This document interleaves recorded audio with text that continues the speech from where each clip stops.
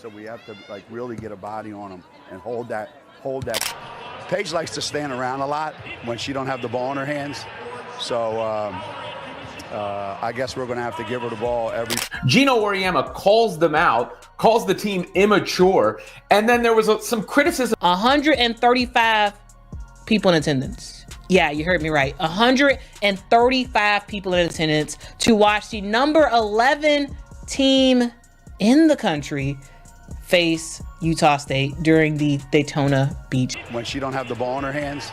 So I guess we're going to have to give her the ball. A corner crash box out, so I'm very picky with what I'm doing right now because I'm showing the younger guys what we're supposed to do here, and so I'm just trying to lead. It feel like a tournament type game, and it felt like, I know it's a small crowd, but it felt pretty high energy in there. But yesterday in a game in the Bahamas, UConn played for 567 people. USC have had games at home in Los Angeles, in LA. They have had games with 3,000 of their 10,000 seater stadium. I've said this before.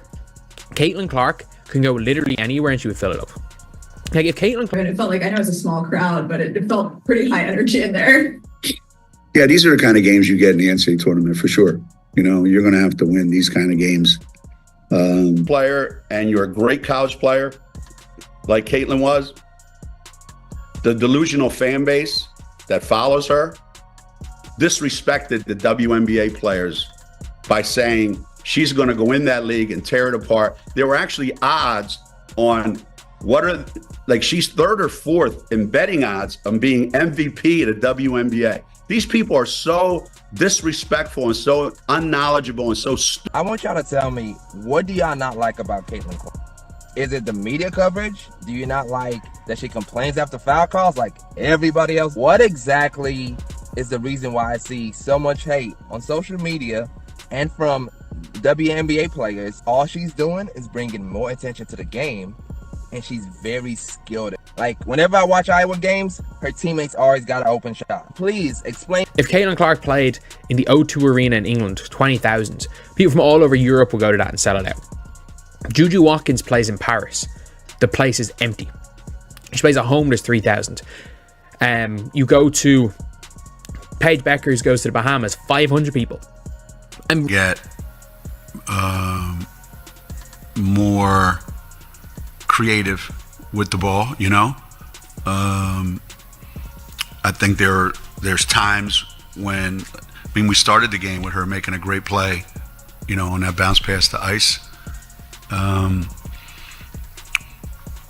And she's either all into throwing that a pass or all into I'm scoring no matter what.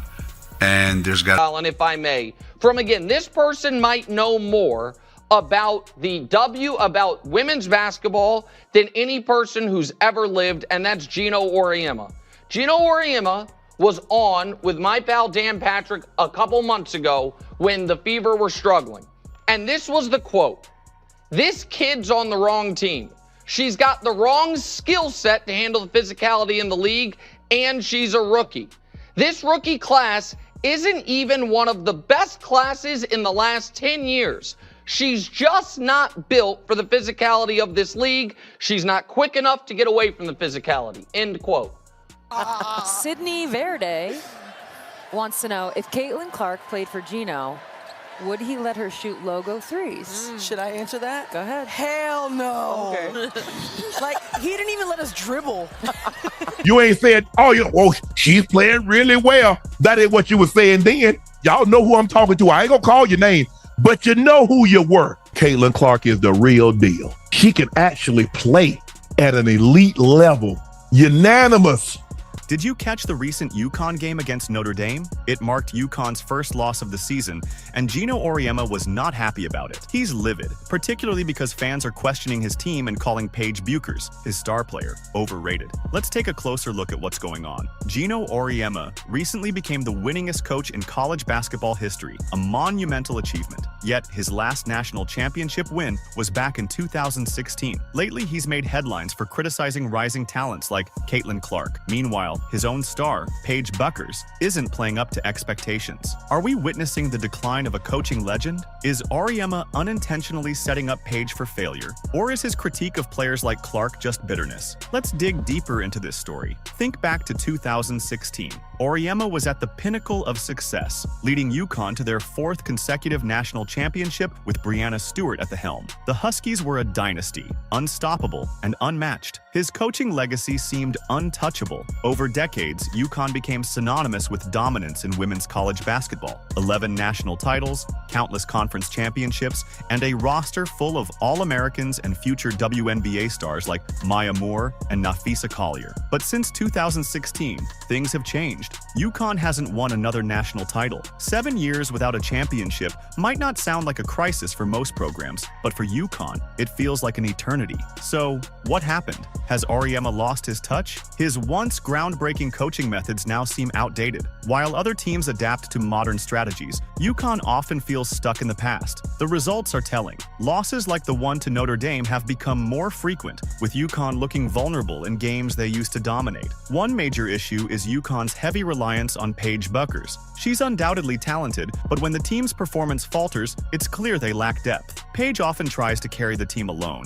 a strategy that's unsustainable and harmful for both her and the Huskies. This brings us to a bigger question. Is this the end of UConn's dominance? The cracks in Auriemma's system are becoming harder to ignore. Players who once eagerly joined UConn are now heading to other programs, and the once unshakable aura of the Huskies is fading. Despite these struggles, Auriemma recently reached a significant milestone by becoming the winningest coach in college basketball history. It's an incredible achievement, but it comes at a bittersweet moment. While his personal accolades grow, his team's performance declines. UConn no longer inspires fear in their opponents the way they once did. It's a paradox. A coach at the peak of individual achievement, yet seemingly leading a program in decline. Part of the problem lies in the evolving nature of women's basketball. PAIGE BUECKERS arrived at UConn as one of the most hyped players in recent memory. Her high school career was phenomenal, earning her titles like the Naismith High School Player of the Year. Meanwhile, across the country, Caitlin Clark is redefining what's possible in women's basketball. Remember when Auriemma claimed Clark's game wouldn't translate to the WNBA? He's probably regretting those words. In her rookie season, Clark has been nothing short of phenomenal, averaging 19.2 points, 8.4 assists, and 5.7 rebounds per game. She broke multiple records, including the most assists in a single season, and became the first rookie in WNBA history with 2 triple-doubles. Her style of play, dynamic, flashy, and highly effective, is capturing fans' hearts and driving the sport forward. The landscape of women's basketball is changing rapidly. New stars like Clark are pushing the boundaries of the game, drawing record attendance and viewership. Women's basketball is entering an exciting new chapter, filled with innovation and incredible talent. The question now is whether the old guard can keep up with the times. What do you think? Share your thoughts in the comments, and don't forget to like, subscribe, and turn on notifications for more stories like this. See you next time.